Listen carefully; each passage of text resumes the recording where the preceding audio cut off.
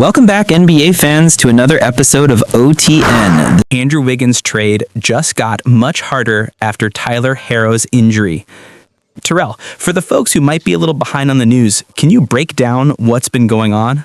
Yeah, for sure. So, from a high level, the Lakers have been on the hunt for a wing player all offseason. You know, a guy who can defend and get buckets alongside LeBron and Luka. And Andrew Wiggins, he was at the top of their list. He's that perfect two-way player they've been looking for.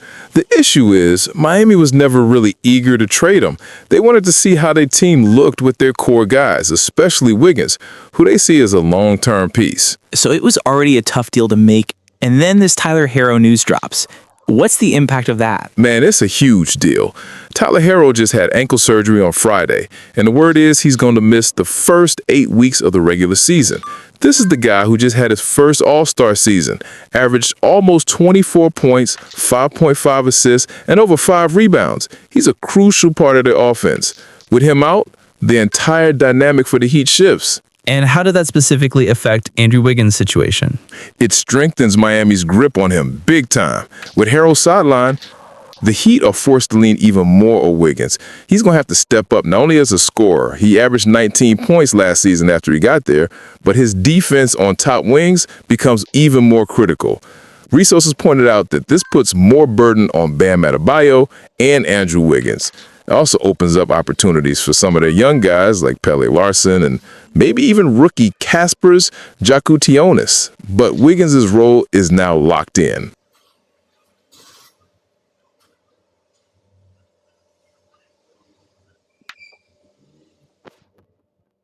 So from the Lakers' perspective, this is a major roadblock. They've been trying to get him, but the asking price was already high. What was that reported price anyway? Right. Miami's asking price was Rui Hachimura, a future first-round pick, and some role players like Gabe Vincent and Dalton Nick.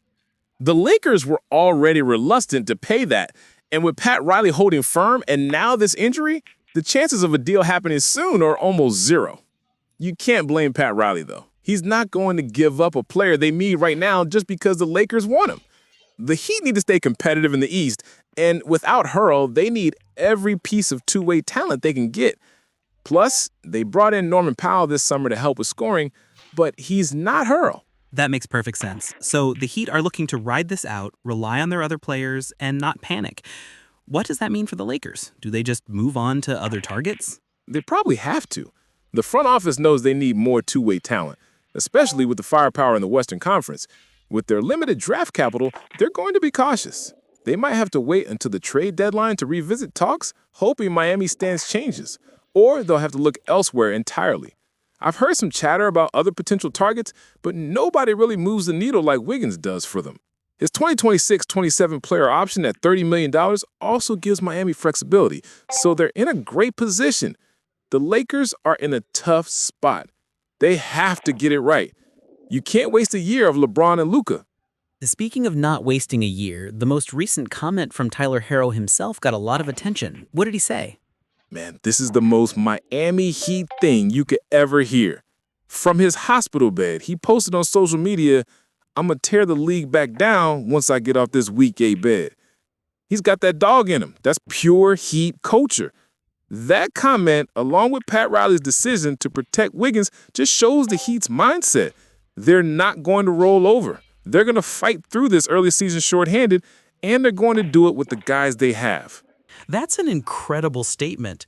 What was the fan reaction to that? Oh, it was all over the place. Heat fans were absolutely loving it. They were pumped, chanting everywhere, using it as a rallying cry. It's the kind of gritty, us against the world mentality they love. For Laker fans, it was a different story. It was a shot to the gut. It just reaffirmed what they already knew. This deal is not happening anytime soon. They went from being hopeful to frustrated. And I saw a lot of comments about the front office needing to act now and find a different solution. It basically just sealed the door shut in their faces, and they're not happy about it. Well, there you have it. The Tyler Herro injury has a ripple effect that goes way beyond the Miami Heat's immediate rotation. It has essentially put the Lakers' most sought-after trade target on a not-for-sale sign, at least for now. Terrell, as always, thanks for breaking that down for us. My pleasure, D. The NBA offseason is never boring. That's a fact. That's all the time we have for today. Thank you for tuning in to OTN. We'll catch you next time.